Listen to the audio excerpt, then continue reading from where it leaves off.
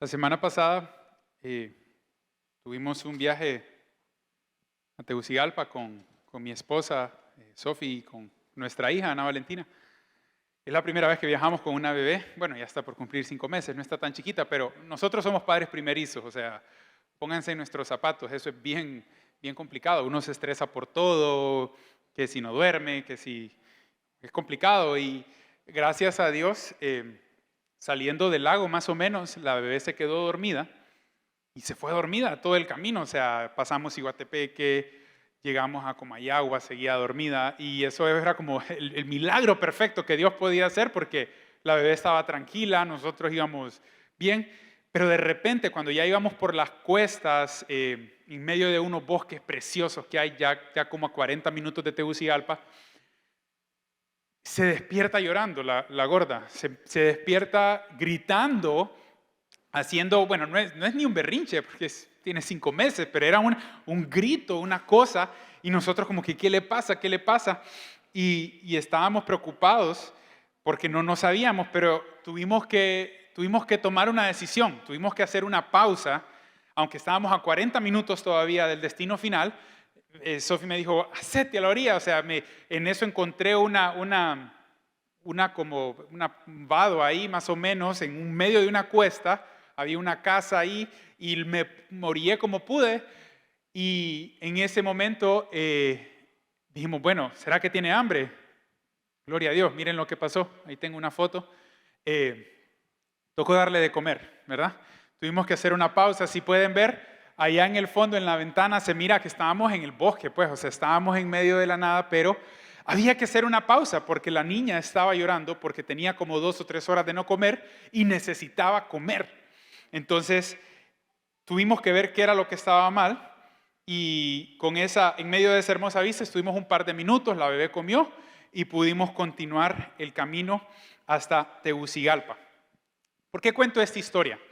Porque hoy necesitamos hacer una pausa. Hoy necesitamos detenernos un momento en el camino que hemos venido hasta este momento. ¿A qué me refiero?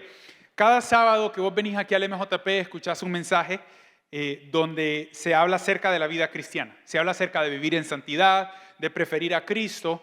Yo predicaba hace un par de semanas de humillarnos delante del Señor, pero es necesario que en medio de hablar de todos estos temas podamos entender bien cómo lograrlo, porque a veces lo que pasa, chavos, es que caemos en el ciclo de querer vivir la vida cristiana como que si se tratara de un montón de reglas, como que si se tratara de que tengo que vivir bien, tengo que hacer lo correcto, no puedo pecar, no puedo fallar, y como que en medio de esa onda se te olvida el propósito principal de la vida cristiana porque te enfocas más de la cuenta en lo que tenés que hacer. O sea, o tal vez querés encontrar la manera de mejorar y te das cuenta que mientras más lo intentás, parece que más para atrás vas. En vez de mejorar, como que más bien estás cometiendo más pecado y más lejos quedas de ser el ideal de cristiano que deberías de ser. Estás haciendo algo mal porque ves las historias de la Biblia y en lugar de parecerte más a esos personajes, estás cada vez peor. Entonces, hoy vamos a tomarnos una pausa, como la que tomamos con Ana Valentina, camino a Tegucigalpa. Vamos a tomar una pausa y vamos a tomar leche espiritual. Vamos a tomar otra vez las bases de qué es lo que la Biblia dice. Y fíjense que, si se recuerdan este año lo que hemos estudiado en la tribu, ¿qué libro estudiamos en la tribu? A ver, ¿quién me lo grita? Hechos, muy bien. Y en ese estudio de Hechos estudiamos el capítulo 13 y 14, vimos cómo fue el primer viaje misionero de Pablo, y ahí lo pueden ver en pantalla. Pablo anduvo por todos esos lugares junto con Bernabé. Si se recuerdan, empezaron en Antioquía, bajaron a Chipre, Salamina, Pafos, y después llegaron a esas otras ciudades de Antioquía de Pisidia, Iconio de Derbe, etc. Y después fueron de regreso. Y por cierto, en el segundo viaje misionero también visitaron todas esas ciudades. Y si no se recuerdan, pues espero que hayan prestado atención en su tribu cuando estudiaron Hechos capítulo 13 y 14. ¿Saben? Esas ciudades que Pablo visitó en ese primer viaje misionero eran un conjunto de ciudades que luego le llamaban las ciudades de Galacia, Galacia del Sur. Y de hecho Pablo más adelante, después de que hace su viaje misionero, les escribe una carta titulada en la Biblia Gálatas. Y a la carta de Gálatas, que solo tiene 6 capítulos, es una carta muy corta, se las recomiendo que la lean. Pueden leerla, si la empiezan a leer a partir de mañana, para el próximo sábado ya la van a haber leído con un capítulo diario. Pero en esta carta que Pablo les escribe a los Gálatas, les enseña algo muy importante, porque lo que les pasa a los Gálatas, lo que les empieza a reclamar. Miren, Pablo normalmente escribe en las epístolas de manera muy formal. Empieza alabando al Señor, dice gloria al nombre de Dios, gloria a Cristo, y luego dice gracias doy por ustedes, mis hermanos, porque están haciendo esto y lo otro. Pero cuando les escribe a los Gálatas, se salta la gratitud y de un solo va una exhortación. Y miren lo que dice aquí en el capítulo 1, versículo 6, les dice de manera bien fuerte, les dice específicamente: estoy asombrado de que tan pronto se estén apartando del que los llamó por la gracia de Cristo para ir tras un evangelio diferente. No es que haya otro evangelio, sino que hay algunos que los perturban y quieren pervertir el evangelio de Cristo. Pero aun si nosotros mismos o un ángel del cielo les anunciara un evangelio diferente del que les hemos anunciado, sea anatema. Como ya lo hemos dicho, ahora mismo vuelvo a decir: si alguien les está anunciando un evangelio contrario al que recibieron, sea anatema. ¿Qué significa anatema? ¿Qué significa anatema? A ver, ¿alguna idea? ¿Alguien que me levante la mano? ¿Alguien que estudió Biblia, teología, hebreo? ¿Cómo? Enemigo de la fe, dice Ariel. Maldito, muy bien. Es un enemigo de la fe, en conclusión, pero literalmente la palabra significa maldito.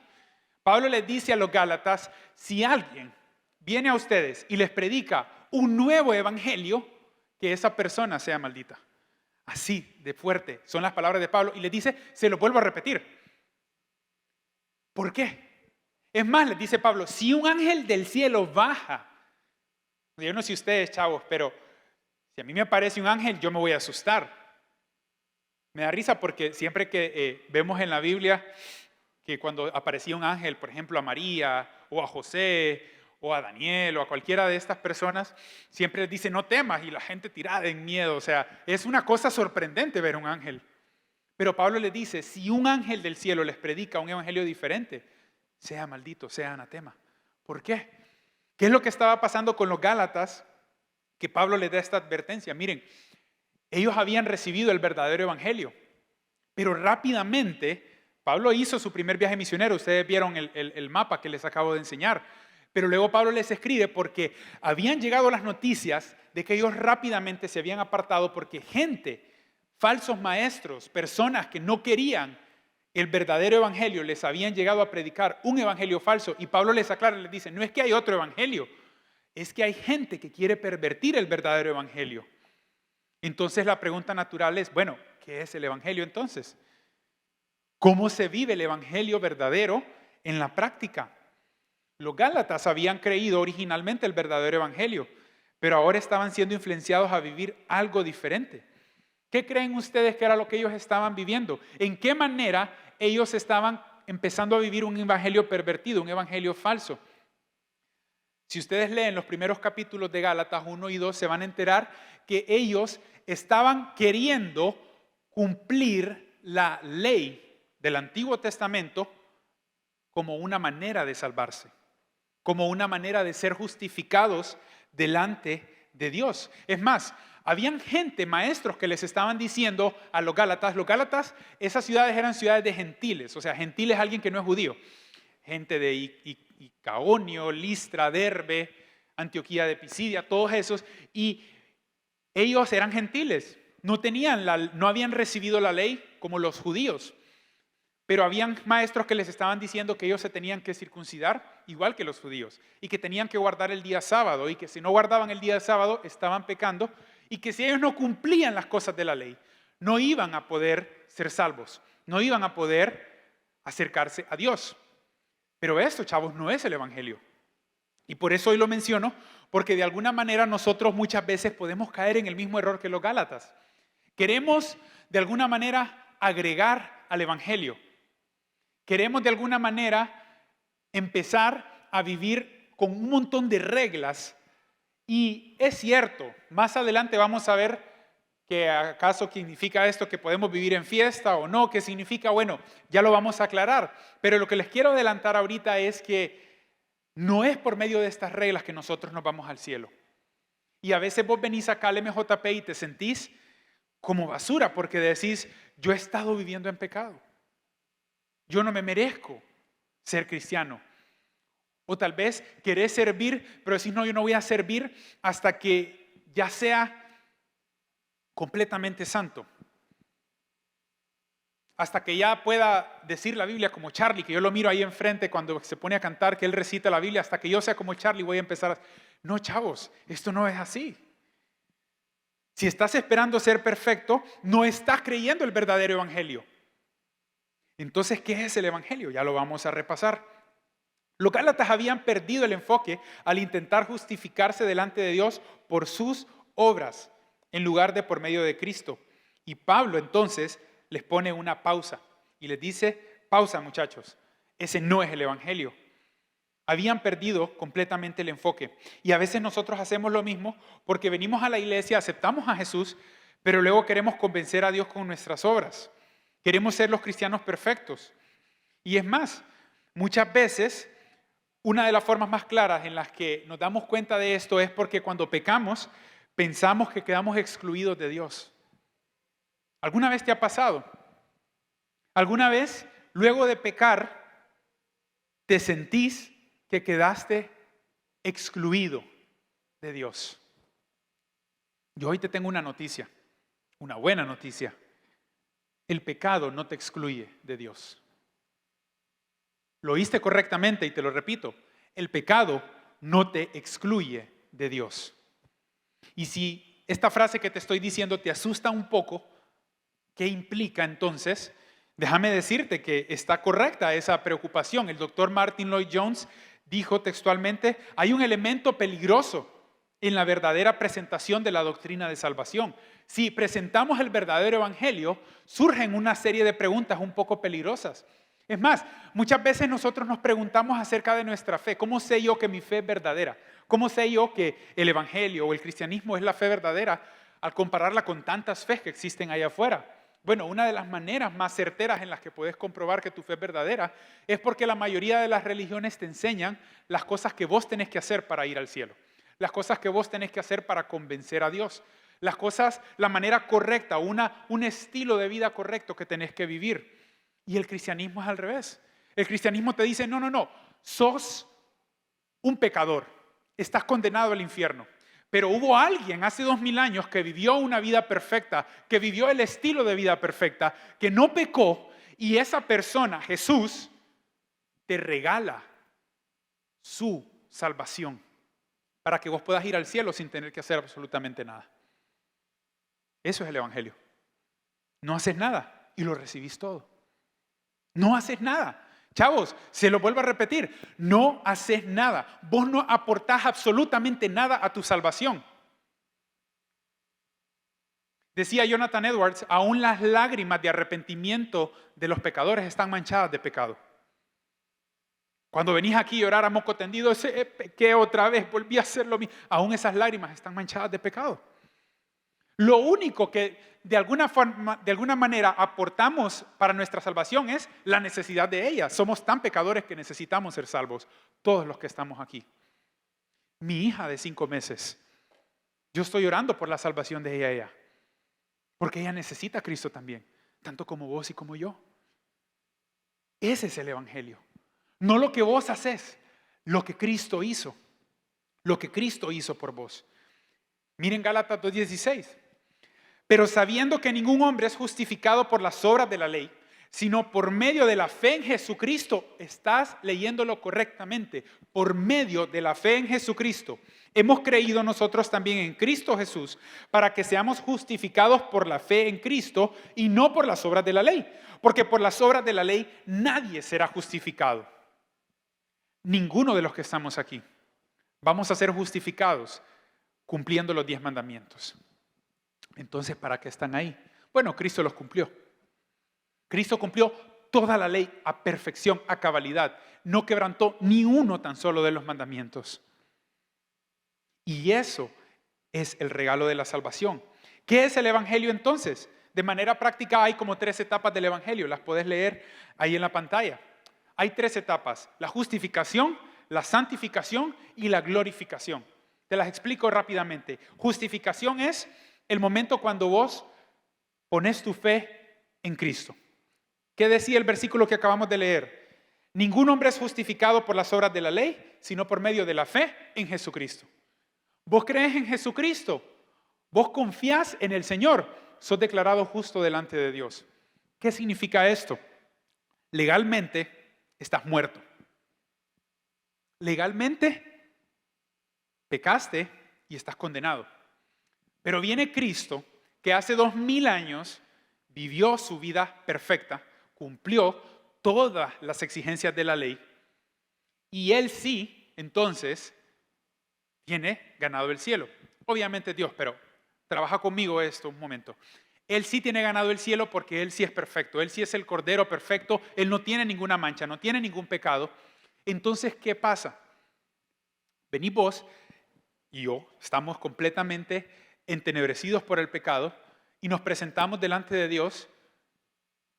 Merecemos el infierno, merecemos la condenación, merecemos el castigo. Pero viene el Padre y mira a Jesús, que por cierto también es nuestro abogado, dice la Biblia. Y viene Jesús y le dice al Padre: yo ya pagué por ellos. Ellos pueden ser declarados legalmente hijos. Y por eso, oíme bien esto, es que vos y yo no somos engendrados hijos de Dios. No, el único engendrado hijo de Dios es Cristo. Vos y yo somos adoptados hijos de Dios porque nacemos como hijos de ira, nacemos como hijos del mundo, completamente separados de Dios. Pero cuando recibimos el regalo de Jesús, esa salvación tan grande y perfecta, entonces legalmente es un documento, literalmente, porque somos inscritos, dice la Biblia, en el libro de la vida. Es un documento legal donde vos y yo somos reconocidos como santos porque recibimos lo que Jesús hizo por nosotros y somos adoptados hijos de Dios. Eso es la justificación, ser declarados justos delante de Dios. La segunda parte, esa es en la que estamos la mayoría, santificación. ¿Qué significa esto? Es ese proceso de ser transformado cada día más a la imagen de Cristo. Vas dejando de pecar y vas creciendo en obediencia a Dios. En esa etapa es en la que estamos la mayoría hoy aquí. Estamos en ese proceso, pero ¿sabes algo? Muchas veces nosotros pensamos que la salvación solamente es el ticket al cielo, y no solo implica el ser declarados justos. Esa es la primera etapa. Pero la segunda etapa de la salvación es en la que vos estás hoy, donde hoy estás en un proceso de ser santificado, de ser transformado, de dejar tus pecados atrás y de ser más obediente a Dios. Ya va a entrar la parte del pecado, ya voy a explicar acerca de eso. Pero la tercera etapa es la glorificación, que es el momento cuando finalmente lleguemos delante de la presencia de Dios. Vamos a tener cuerpos glorificados y ahí sí, chavos, vamos a ser libres de todo pecado. Olvídate de todos los pecados habidos y por haber, porque en ese momento ya no volvés a pecar y vas a poder ver a Dios cara a cara en la eternidad. Ese momento es el que estamos esperando. Ese momento es parte de la salvación. Por eso se habla de un día, el día del Señor, un día futuro donde toda la justicia se va a cumplir y vamos a poder ser completamente limpios y libres. Ahora, ¿qué pasa? Las 3 etapas del Evangelio son por medio de la fe en Jesucristo. Las 3 etapas son por medio de la fe. ¿Por qué esto funciona de esta manera? Quiero aclararte entonces, si yo te estoy diciendo que todo esto es por fe en Jesús, entonces, ¿qué significa tener fe en Jesús? Porque no solamente es creer que Dios existe, ojo, dice la Biblia que aún los demonios creen que Dios existe y tiemblan. Tener fe no es creer que Dios existe. Eso es obvio, que tenés que creer que Dios existe. Tener fe es reconocer que sos un pecador, que necesitas a Jesús y la obra de Cristo y que solo por medio de Él podés conocer al Padre. Tener fe en Jesús, en resumen, es poner tu confianza totalmente en la persona y la obra de Cristo. Por las obras de la ley nadie se salva, sino por la fe en Cristo, en la persona de Cristo. No solo se trata de tener fe. Es más, tu fe puede ser tan pequeña como un granito de mostaza. En una ocasión los discípulos no pudieron echar fuera a un demonio y se lo presentaron a Jesús y Jesús, 2 patadas, lo echó. Y le preguntaron los discípulos, ¿por qué no pudimos? ¿Y qué les dijo Jesús? Si tuvieran fe como un granito, como una semilla de mostaza, tú le podrías decir a este monte que se vaya y se eche en el mar y pasaría. No se trata de tener mucha fe, puede ser un poquito de fe, pero puesta en la persona de Jesús y sos salvo y recibís esa salvación. Creemos por fe. Ahora, el problema es que muchas veces después de creer por fe y somos justificados, entonces queremos vivir la segunda etapa de la santificación por las obras de la ley.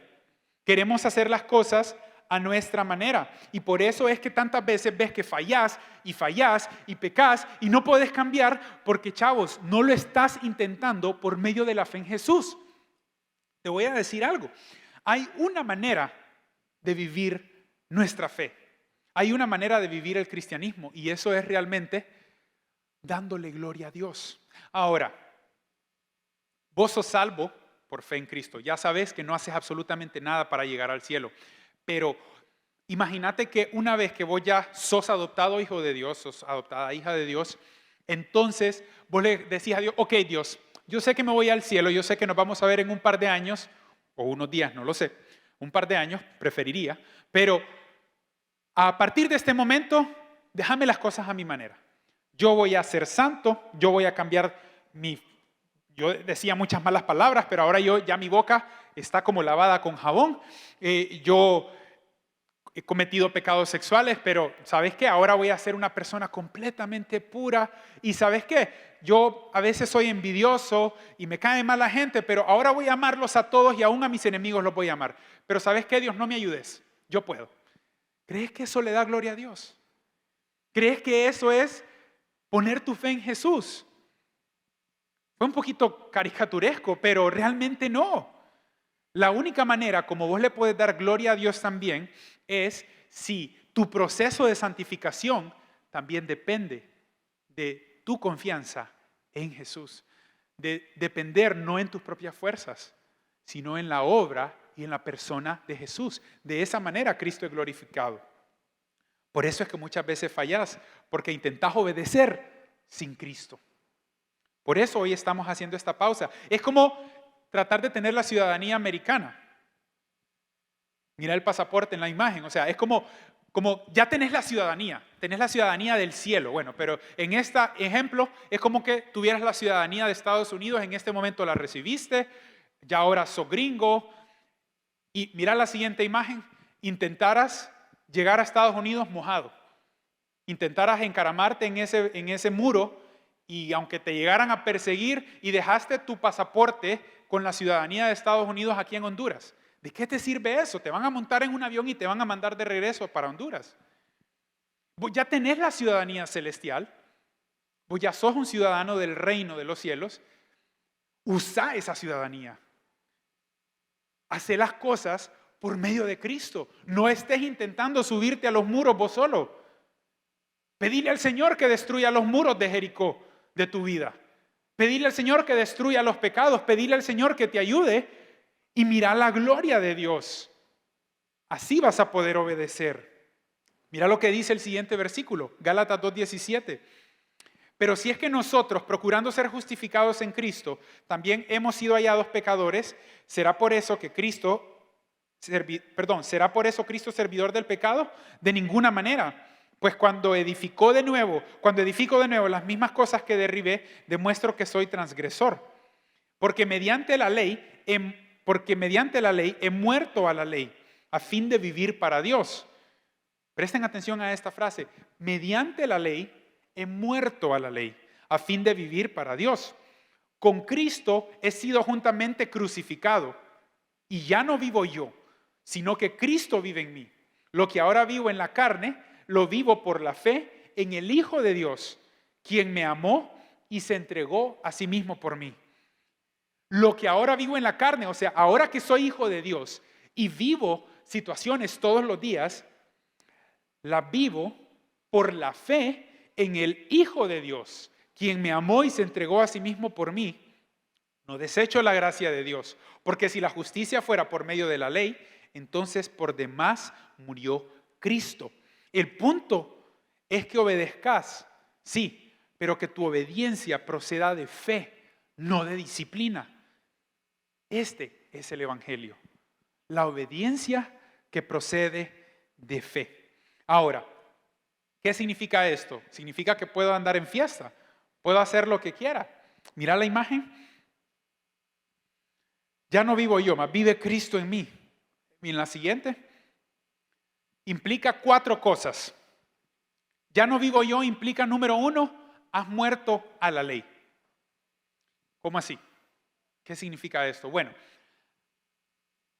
¿qué pasaba con los Gálatas? Ellos estaban tratando de cumplir la ley del Antiguo Testamento para justificarse delante de Dios. Pero viene Pablo y le dice, no lo entienden bien. Ustedes ya murieron a la ley. Ah, ok, ¿cómo es esto? Bueno, mientras vos sos un ciudadano hondureño, tenés que cumplir las leyes de tu país. Pero en el momento en que moriste, ya no necesitas cumplir ninguna ley de tu país. Ya estás en el cielo, estás cumpliendo las leyes del cielo. Bueno, Pablo les dice, ya ustedes murieron a la ley, ya la ley no la tienen que cumplir. Ya no vivo yo, ya morí con Cristo, en un sentido espiritual. He muerto juntamente con Cristo en esa cruz. Yo también, esto a onda disculpen la frase, este asunto de ser justificados delante de Dios implica que como Cristo murió en esa cruz, yo también morí juntamente con Él. Ya no estoy vivo para la ley. Ojo, tampoco estoy vivo para el pecado. Ya no estoy vivo para hacer las cosas de la manera en la que las he hecho hasta este momento. Ya el pecado no tiene el mismo poder sobre mi vida. Mientras estás vivo, un buen ejemplo es, podés comer lo que querás, podés comer una hamburguesa, podés comer ensalada, podés ser saludable o no ser saludable, pero ¿qué pasa cuando una persona muere? Ya no comió nada, ni rico, ni feo, ni saludable, ni grasoso, nada, ya no puede comer. De la misma manera, el pecado, que es como esa atracción, esos deseos pecaminosos, no le hacen nada a una persona muerta. A una persona que ha muerto y su vida está en Cristo. Implica una cuarta cosa, ya no vivo yo, implica que Cristo entonces, como ya moriste al pecado, Cristo vive en vos. Y esto significa que tenés una nueva identidad. Una nueva identidad que transforma tu vida. Y hay una cuarta cosa, y es que vas a vivir por fe. Mira el siguiente versículo. Dice así, así que todos son hijos de Dios por medio de la fe en Cristo Jesús. Porque todos los que fueron bautizados en Cristo se han revestido de Cristo. Ya no hay judío ni griego, no hay esclavo ni libre, no hay varón ni mujer, porque todos ustedes son uno en Cristo. Tu nueva identidad en Cristo va a marcar tu vida ahora. En ese momento Pablo les estaba hablando a los Gálatas y había mucha división entre judíos y griegos. Había división, en ese momento todavía había esclavitud. Habían personas que eran esclavos, habían personas que eran libres y estaba esa discordia. Y obviamente siempre ha existido las diferencias naturales que hay entre hombres y mujeres. Pero Pablo les dice, en su nueva identidad en Cristo, ahora ya no están estas diferencias. Ustedes adoptan la identidad del reino de los cielos y esa nueva identidad también implica que vamos a vivir de una manera diferente como consecuencia de esta nueva identidad. Entonces, ¿qué significa esto de que no hay ley? Miren la siguiente imagen. Ahora puedo entonces andar de fiesta. Puedo cometer pecados a lo loco, puedo andar en desorden. ¿Qué significa esto entonces de que no hay ley? Miren el siguiente versículo, Gálatas 5:13. Ustedes fueron llamados a la libertad, les dice Pablo, hermanos. Solamente que no usen la libertad como pretexto para la carnalidad. Más bien, sírvanse los unos a los otros por medio del amor. Porque toda la ley se ha resumido en un solo precepto, en un solo mandamiento. Amarás a tu prójimo como a ti mismo. Pero si se muerden y se comen los unos a los otros, miren que no sean consumidos los unos a los otros.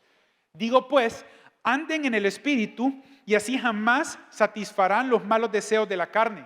La siguiente, porque la carne desea lo que es contrario al Espíritu y el Espíritu lo que es contrario a la carne. Ambos se oponen mutuamente para que no hagan lo que quisieran, pero si son guiados por el Espíritu, no están bajo la ley. ¿Qué significa la ley entonces? La ley, para empezar, se resume en un solo mandamiento. Ándate al anterior, porfa. La ley se resume en un solo mandamiento. Amarás a tu prójimo como a ti mismo. Y yo siempre había malinterpretado este mandamiento porque yo había entendido, y lo escuché una vez así, que, ok, tenés que amarte a vos mismo para que puedas amar a otros de la manera correcta. ¿Habían escuchado eso ustedes? O sea, tenés que tener amor propio. Y si te amas a vos mismo, entonces vas a amar bien a los demás. Pero no es eso el sentido de este mandamiento. No. Es más, naturalmente ya te amas a vos mismo. Todos naturalmente ya se aman. ¿Cómo así que yo? No, pero yo tengo baja autoestima. Sí, pero aún así, vos, en tu amor propio, buscas tu comodidad. Es más, aún las personas que llegan a suicidarse en algún momento, están buscando un escape. Están buscando la salida fácil. Están buscando lo que ellos desean, lo que ellos quieren. Eso es amor propio. Todos se aman. Todos aquí nos amamos a nosotros mismos. Y lo que este versículo, este mandamiento significa es, así como estás buscando tu propio bienestar, tu propia comodidad, busca el bienestar de los demás también. Busca que los demás estén bien. Busca que los demás tengan gozo. Busca que los demás tengan paz. Busca que los demás escuchen de Cristo también. Porque así como vos te vas al cielo, contale a los demás también, para que los demás también puedan llegar a ser tus hermanos. Entonces, ¿qué sucede, chavos? Miren la siguiente imagen. Vos estás al centro. Por un lado está la carne, y por otro lado está el espíritu. Por un lado están los deseos de la carne y por otro está la voluntad del espíritu, la santidad, el amor. Pablo en esta carta a los Gálatas tiene mucho cuidado porque al principio les está diciendo, miren, no, ustedes no son salvos por las obras de la ley. Entonces de repente los Gálatas se podían confundir, ok, vamos de fiesta entonces, vamos a hacer relajo porque no importa, yo me salvo por Cristo.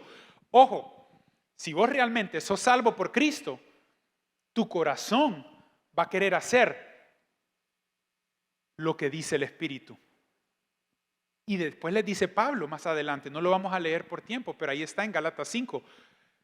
Manifiestas son las obras de la carne: inmoralidad sexual, borracheras, pleitos, ira. Pero este es el fruto del Espíritu: amor, gozo, paz, paciencia, benignidad, bondad, fe, mansedumbre, dominio propio. Contra estas cosas no hay ley. ¿Cómo quedamos entonces? ¿Cuál es la conclusión?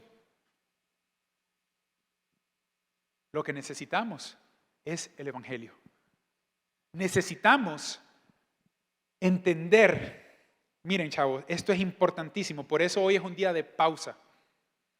Siempre hablamos de la obediencia, siempre hablamos de santidad, siempre hablamos de humillarnos, pero es necesario que hagamos esta pequeña pausa hoy y entendamos que no es a fuerza, a disciplina, a levantarme de madrugada todos los días hasta lograrlo, sino por medio de Cristo. Cristo es el que te motiva a orar de madrugada. Cristo es el que te ayuda a hacer morir en vos lo terrenal, la inmoralidad, las borracheras, la ira. ¿Quién puede controlar su propio carácter? Nadie.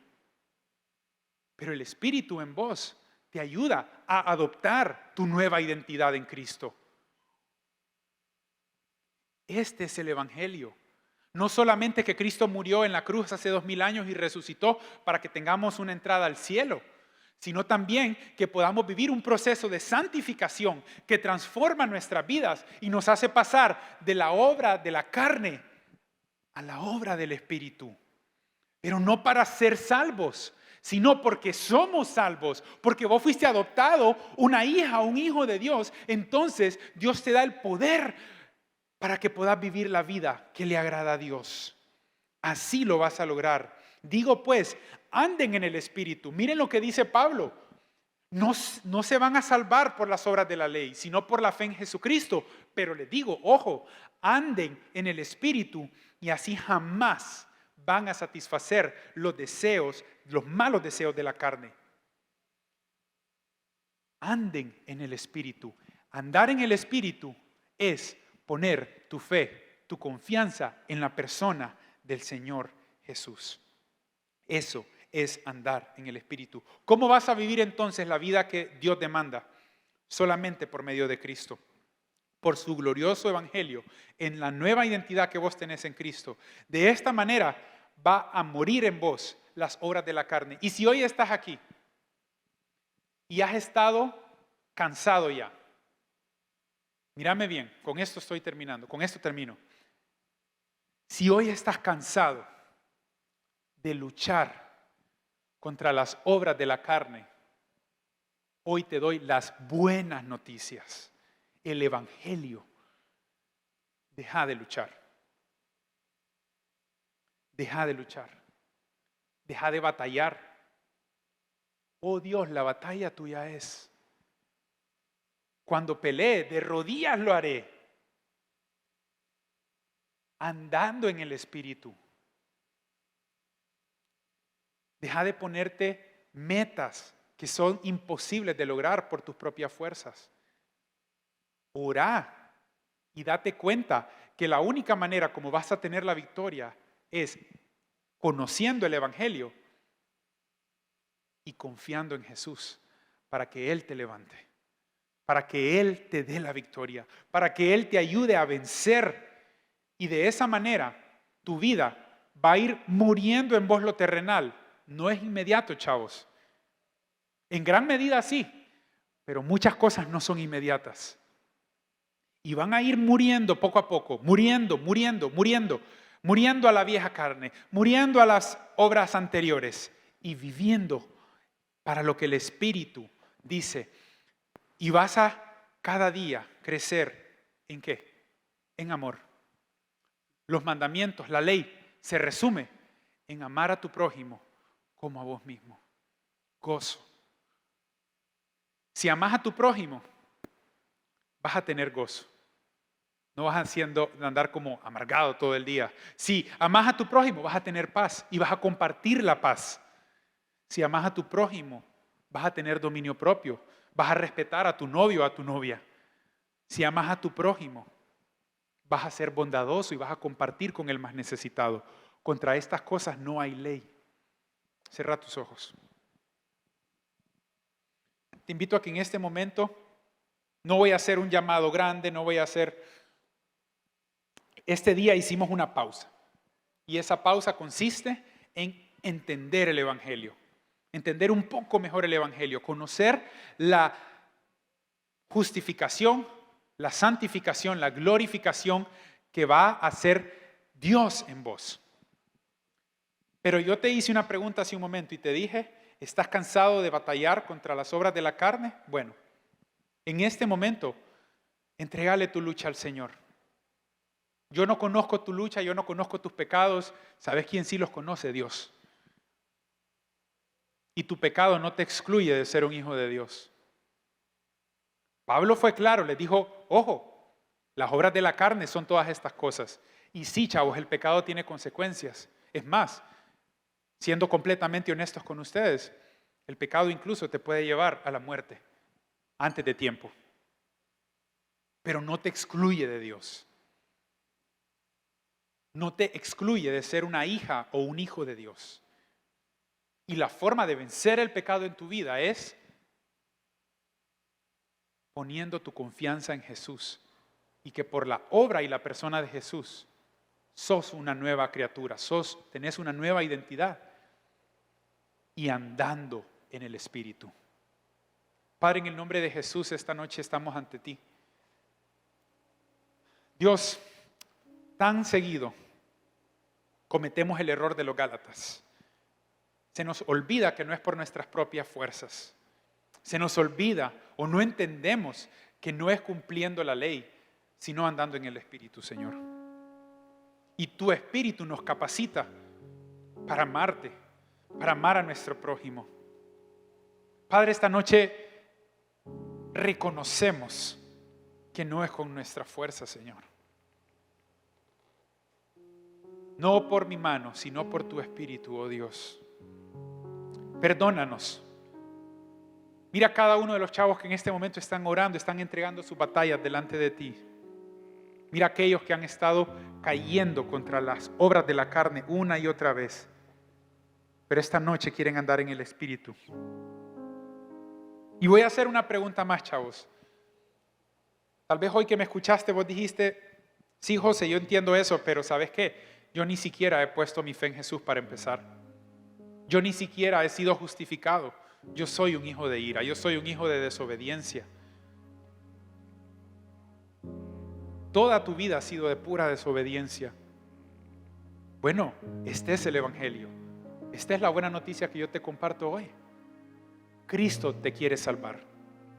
Cristo vino a esta tierra y murió por vos para que vos pudieras ser salvo de la ira y ser declarado legalmente adoptado hijo de Dios.